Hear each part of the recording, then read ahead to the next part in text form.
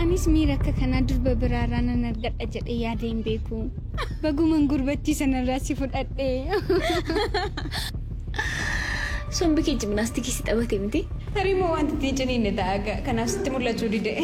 Ati tamboon aarsitu miti? Kun beekumsa guddaa waan ta'eef sitti muudhaan siif hin galu. Anaan madaaluu dhiistee yoo qo'atte siif hin wayyu? Waan hin beeku hundumaa isaanitti himuun qabu. Waan anumaan dubbanneef waan anumaan beekni sitti fakkaadhamu? Happy birthday naan jedhe. Sidha akka isheen bartuuf kan gargaareen? Guyyaa nan itti dhaladhe iyyuu hin beeku. Akka barbaadetti yaaduus fudhachuus ni dandeessa.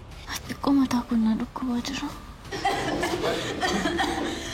Takka nama sadiidha takka nama afuridha kan reebe jecha itti odeessaa ture simiti?